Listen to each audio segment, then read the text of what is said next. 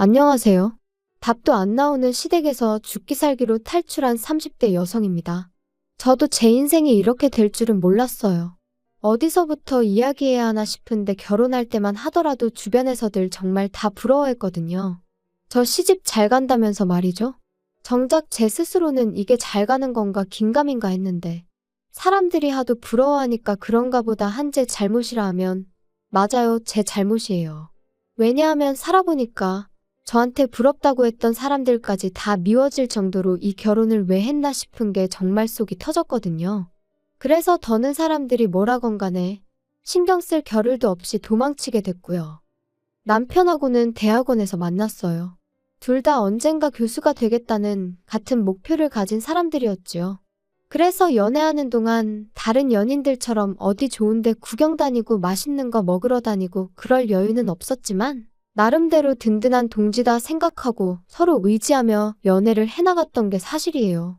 그런데 제가 석사를 마칠 무렵 저도 갑자기 왜 그렇게 제 마음이 달라졌는지 모르겠는데 저는 공부가 하기 싫어졌습니다. 문득 주변을 둘러보니 다른 친구들은 나름대로 자기들 커리어도 만들고 그런 와중에 결혼도 하고 아이도 키우고 그런데 저만 제자리에 있는 것 같았거든요. 그리고 돌아보니 교수가 된다는 건 솔직히 뭐랄까. 말하기가 조심스럽긴 하지만 사실 저희 친정어머니께서 아들이 없다는 이유로 시집살이를 호되게 당하셨어요. 그래서 언젠가부터 제 스스로 열아들 부럽지 않은 딸 하나가 되어드리겠다는 생각을 하게 되었죠. 의사든 교수든 소위 그럴싸한 직업을 가져야겠다는 생각도 그렇게 하게 된 거고요. 그런데 그런 생각으로만 살다 보니 저도 모르게 지쳤던 모양이에요.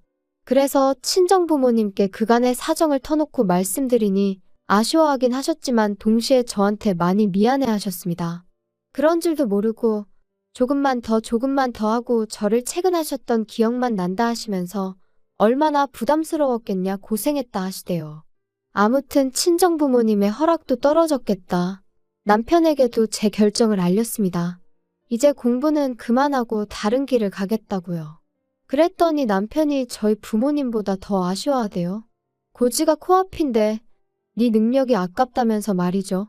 하지만 저는 정말 요만큼의 미련도 없었어요.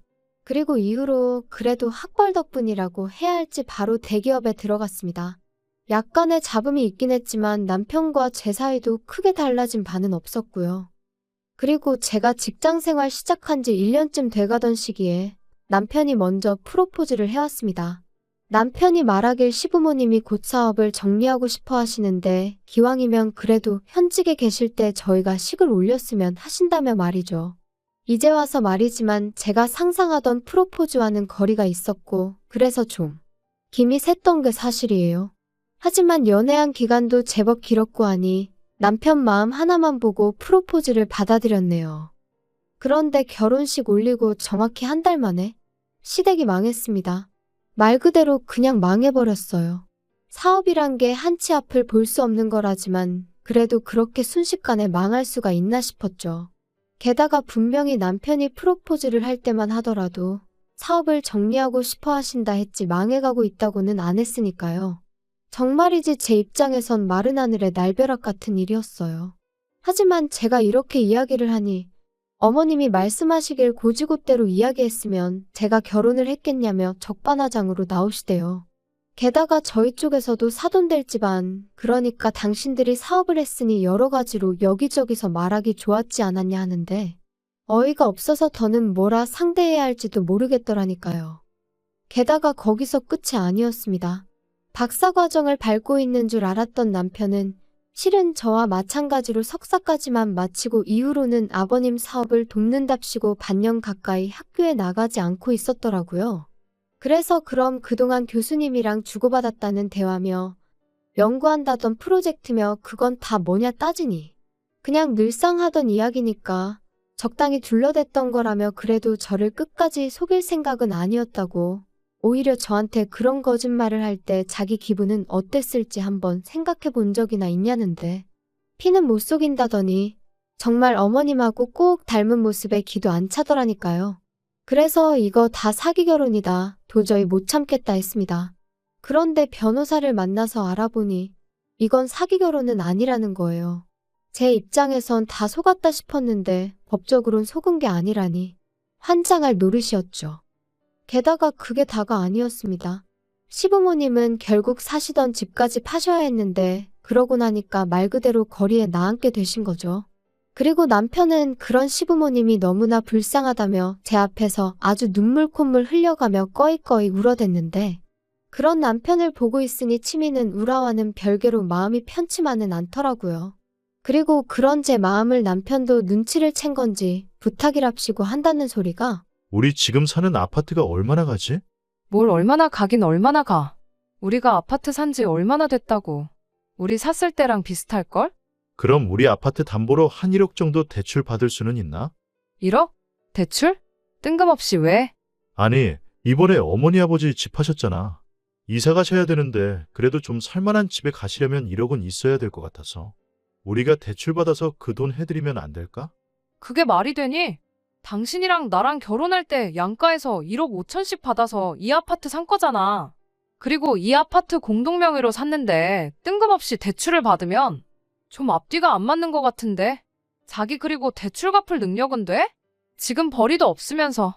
저희가 결혼할 때 양가에서 똑같이 1억 5천씩 받았고 그래서 공동명의로 계약을 했거든요. 그런데 이제 와서 대출을 받자니 대출을 받게 되면 그건 남편이랑 저랑 같이 갚아야 되는 거고 아무튼 어느 정도 정이 떨어진 상태라 그런가 그런 계산까지 하게 되니까 머리도 복잡하고 기분도 안 좋고 그래서 남편더러 그러지 말고 그냥 아파트를 팔자고 했어요. 아파트를 팔아서 당신이 결혼할 때 들고 온 돈 1억 5천에서 1억을 내줄 테니 그거 시부모님 드리라고 했죠. 그리고 나머지 돈으로 우리 두 사람 형편에 맞는 아파트를 새로 사자. 그러니까 남편이 세금이니 이사비용이니 따져가며 난색을 표하더라고요. 하지만 제 입장에선 이보다 깔끔한 해결책은 없다 싶었습니다. 그래서 내 말대로 하는 것 말고는 다른 방법은 없다. 따로 시부모님한테 도움을 드릴 수도 없다 하고 딱 잘랐어요. 참고로 이 무렵엔 남편도 무직이었습니다. 박사 때려치고 쓰러져가는 아버님 사업 어떻게든 살려본답시고 거기 뛰어들었던 건데 사업은 망했지. 박사 과정은 뭐 자기가 마음대로 때려친다고 또 마음대로 시작할 수 있는 건 아니거든요.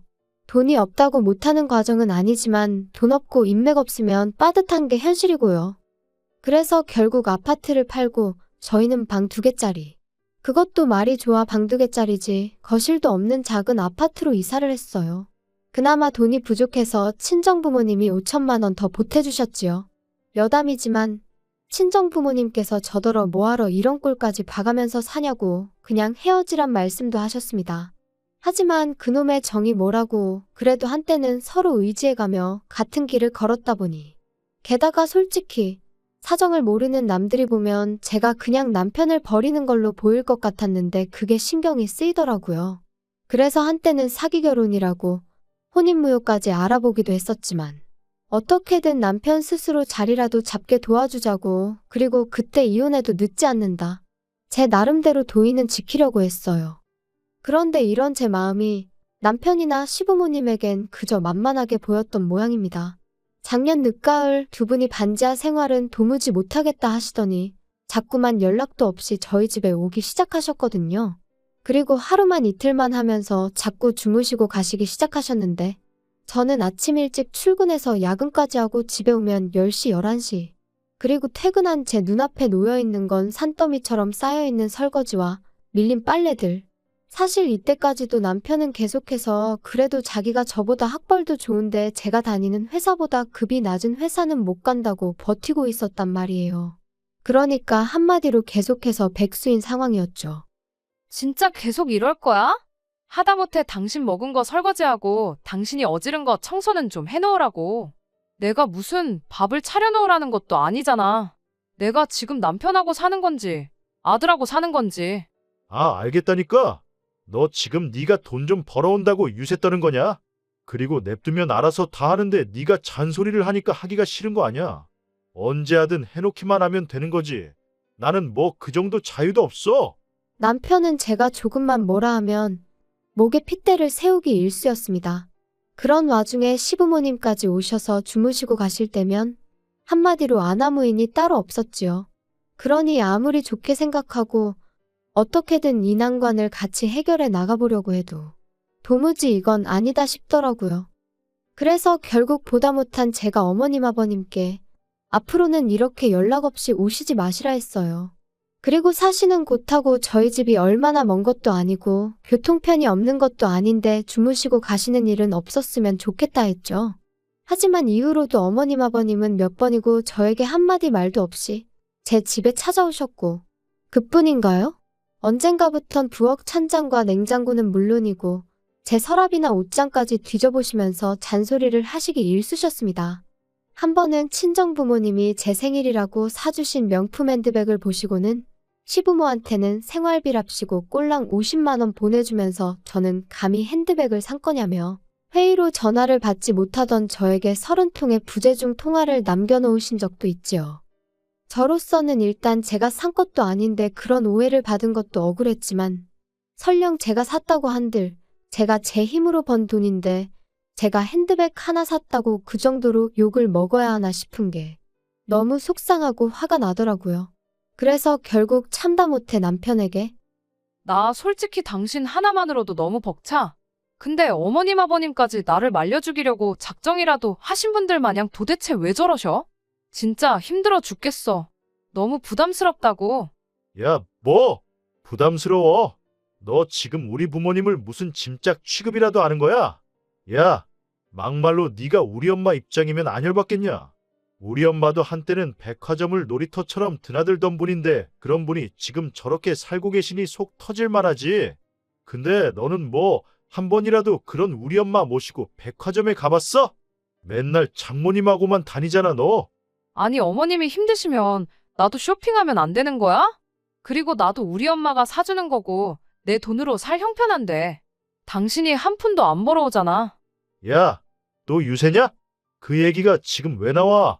그리고 이런 무의미한 대화가 30분쯤 오갔을까? 남편이 한다는 말이 그러니까 이참에 어떻게든 자기 부모님도 숨통 좀 트이게 해드리자더니 대뜸 저희 친정부모님 가게 이야기를 꺼냈습니다. 참고로 저희 친정부모님은 30년 넘게 한식당을 운영하시다가 몇 년 전부터 백화점에 밀키트 형식으로 납품을 시작하셨고 이게 잘 되어서 2년 전부터 프랜차이즈 사업도 시작하게 되셨어요. 그리고 남편은 그 프랜차이즈를 들먹이며 시부모님한테 그 매장을 하나 차려드리자는 거였죠. 매장 차리는데 돈이 얼마나 드는지 알고는 하는 소리야? 그럴 돈이 어딨어? 대출 받으면 되잖아. 대출은 그냥 받아? 담보가 있어야 받지. 우리 사는 이 아파트. 이 아파트? 아니 왜 걸핏하면 아파트를 들먹거리는 거야. 그리고 이건 이제 내 아파트야. 야, 너 나 1억 5천 중에 1억만 줬으니까 아직 5천 여기 들어가 있거든. 진짜 어이없네. 그럼 뭐 5천까지 돌려달라는 거야? 대출 안 받아줄 거면 돌려줘. 그래 그럼 5천 받고 아예 이 집에서 나가. 내가 무슨 자원봉사자야? 생활비도 한 푼도 안 벌어오는 당신을 재워주고 먹여주고 그러게? 넌 뭐 말을 또 그렇게 하냐? 내가 마음만 먹으면 취직하는 거 일도 아니고 취직하면 너보다 잘 버는 것도 일도 아니야. 말 같지도 않은 소리만 골라서 하네. 5천 돌려줄 테니까 그 길로 짐 싸서 나갈 생각이나 하셔. 알겠어? 왜 대답 안 해? 야, 됐다. 말을 말자. 그리고 저는 이 정도면 남편이 더는 가게 일에 대해서는 말하지 않을 줄 알았는데 그로부터 며칠 뒤 친정어머니께서 연락을 해오셨습니다. 알고 보니 오전에 남편이 저랑 상의도 없이 시부모님을 모시고 저희 친정부모님을 직접 만나러 왔었다고요. 그리고는 대놓고 저희 부모님한테 서울 시내에 매장을 내신다고 하지 않으셨냐며 그 가게를 시부모님과 남편이 운영하게 해달라고 하더라나요? 당황한 친정부모님께서 지금 쉽게 가타부타 결정을 내릴 문제가 아닌 것 같다고 일단 의사는 알겠으니 생각할 시간을 달라며 세 사람을 돌려보내셨다는데 전화를 받는 내내 제 손이 부들부들 떨리는 게 느껴졌어요. 그리고 친정부모님께선 저더러 어떻게 했으면 좋겠냐 하시더니 당신들은 솔직히 내키지 않는다 하시더라고요. 프랜차이즈라는 건 한 매장에만 문제가 생겨도 다른 매장들까지 영향을 미칠 수 있기 때문에 무조건 하고 싶다 해서 이름을 쓰게 해줄 수 있는 건 아니라면서 말이죠. 그리고 저는 그런 친정부모님께 저한테 설명하지 않으셔도 된다, 저는 다 안다, 이해한다 했습니다. 그리고는 저 때문에 내키지 않는 일은 하지 마시라고 저도 원치 않는다 했어요.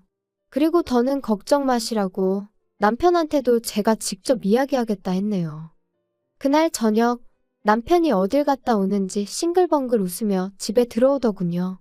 저는 그런 남편을 보고 기가 찼지만 할 말이 있으니 앉아보라 했어요.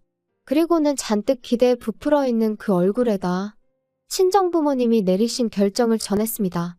그랬더니 아니나 다를까 남편이 또다시 목에 핏대를 세우며 사위도 자식이라는데 너무하네 어쩌네 악을 써대더라고요. 그리고는 급기야 저희 부모님하고 자기가 얘기를 좀 해봐야겠다 하는데 아니 안 된다는데 자꾸 무슨 이야기를 해보겠다는 건지 저도 너무 화가 나더라고요. 이 인간이 도대체 장인장모 알기를 뭐로 알길래 자꾸 맘먹으려드나 싶고 그래서 싫다면 싫은 줄 알지 왜 자꾸 사람을 괴롭히냐 그만하라 했습니다. 그랬더니 남편이 욕을 하면서 옆에 있던 리모컨을 집어던지는데 비록 제가 맞진 않았지만 정신이 정말 확 들더라고요. 이번엔 리모컨이었지만 다음엔 뭘 어디다 던질지 막말로 저를 때릴 수도 있는 거고요. 그리고 그 생각을 하니 소름이 쫙 끼치는 게 더는 한 공간에 있을 수가 없다 싶었습니다.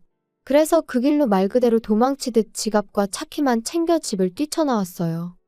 친정으로 가자니 부모님이 괜히 당신들 때문이라 생각하시면 어쩌나 걱정이 되고 하지만 그래도 결국엔 부모님 말곤 달리 기댈 곳이 떠오르지 않대요? 그래서 친정으로 향했어요. 당연히 밤 10시가 다 돼서 연락도 없이 딸이 왔으니 친정부모님도 대번에 남편하고 싸웠냐 하시는데 뭐라 말도 안 나오고 긴장이 풀린 건지 눈물만 주룩주룩 쏟아지더라고요. 그리고 그렇게 한참을 부모님 앞에서 울다가 남편이 욕을 하며 리모컨을 집어던지더라. 눈에서 말 그대로 살기가 느껴지더라. 나 정말 언제까지 이렇게 살아야 하는 건지 모르겠다. 이혼하고 싶다 했습니다. 그랬더니 이제껏 말을 아끼시던 아버지께서 남편에게 직접 전화를 거셨어요. 1시간 내로 튀어오라고요. 남편은 예전부터 저희 아버지를 어려워했고 상황도 상황이었던 만큼 불이 나게 온 기색이 역력하더군요. 그리고 앉지도 서지도 못하고 어정쩡하게 있는 남편더러 아버지께서 무릎 꿇고 앉으라 호통을 치셨더니 그제서야 남편이 허겁지겁 내내하며 앉는데 그 꼴이 어찌나 우습던지. 그리고는 아버지께서 남편에게 저와 이혼하라 하셨습니다. 제 의견은 이미 확인했고 자네 의견 묻자고 부른 게 아니라며 이건 통보니까 집에 가는 대로 짐 싸서 내일 오전 내로 나가라 하셨지요. 그러자 남편이 저랑 아버지를 번갈아 쳐다보며 갑자기 무슨 말씀이시냐. 부부싸움 좀 했다고 장인어른까지 나서서 이혼하라 마라 하시면 곤란하다 하고는 말대꾸를 하대요. 그리고 그런 남편에게 저희 아버지가 남편이 했던 것처럼 욕을 하며 리모컨을 던지셨어요. 남편은 지 머리라도 맞는 줄 알았는지 순간 양손으로 지 머리통을 감싸며 피했고요. 남편은 그제서야 저와 아버지께 번갈아 가며 싹싹 빌기 시작했어요. 자기가 경솔했다. 죄송하다. 그냥 요새 여러 가지로 스트레스를 받다 보니 순간 실수를 한 거라면서 말이죠. 그리고는 자기한테 한 번만 기회를 달라. 저만 허락한다면 택배든 뭐든 일이라면 닥치는 대로 하겠다 하는데 솔직히 별로 와닿지가 않더라고요. 그리고 저는 이미 기회는 줄 만큼 줬었으니까요. 그래서 그런 남편에게 더는 시간 낭비하고 싶지 않다 했습니다. 그리고 제 확고한 태도를 보고는 아버지께서도 남편더러 이미 떠난 버스한테 다음에 일찍 나와 있겠다 하면 다시 돌아오더냐고 다 끝났다 하시더라고요. 이후로 이혼 안 해준다는 남편을 상대로 이혼 소송을 했고 당연히 결과는 제 예상대로 흘러갔어요. 결혼한 이후로 제대로 된 경제활동 한 번 하지 않은 남편과 그럼에도 불구하고 계속된 시부모님의 부당한 요구가 이혼 사유로 인정받았거든요. 그래서 1년이란 비교적 짧은 결혼 생활이었음에도 불구하고 많이는 아니지만 위자료 1,000만 원도 받게 되었죠. 그런데 어째서인지 기쁘다기보다는 후련하고 행복하기보다는 속이 시원한 정도였어요. 한편 남편은 그렇게 저와 이혼하고 원래는 시부모님이 사시던 집에 들어가려 했던 모양입니다. 그런데 어이없게도 전세살이를 하고 계신 줄 알았던 시부모님은 월세살이를 하시며 그나마 가져가셨던 1억을 야금야금 쓰고 계셨던 거지요. 남편이나 저에겐 매번 못 먹고 못 쓰고 사시는 척 하셔놓고 뒤로는 여행도 다니시고 그래놓고는 남편한테는 그러니까 저한테 좀 잘하지. 왜 이 사단을 만들었냐고 역성을 내셨나 봐요. 남편이 저랑 살 때가 좋았다며 후회된다 그립다 개소리 찍찍 써가지고 문자를 보냈던데 어찌나 재수가 없던지. 뭐 지 말로는 자기는 고시원으로 일단 들어가게 되었다면서 거기서 자기 나름대로 일자리도 구하고 열심히 살고 있을 테니 제 마음 풀어지면 연락 달라나요? 이쯤 되면 고시원이 아니라 어디 병원에 입원을 해야 하는 거 아닌가 싶은데. 아무튼 어떻게 마무리를 해야 하나 싶은데 여기까지입니다. 저는 그 어느 때보다 잘 지내고 있거든요. 집에서 스트레스 주는 인간이 없으니 몸도 마음도 한층 건강해지는 기분이에요. 경제적으로 여유가 생긴 건 뭐 말할 필요도 없지요. 여러분도 혹시 옆에 노답인 인간이 있는데 혹시나 하는 마음으로 기다려주고 계시다면 제 경험상 사람 잘 안 바뀝니다. 일단 내 자신의 행복과 건강부터 챙기는 게 제일 중요한 것 같고요. 조금씩 따뜻해지고 있는 지금 날씨처럼 여러분의 하루도 어제보다 따뜻한 하루가 되시길 바라겠습니다.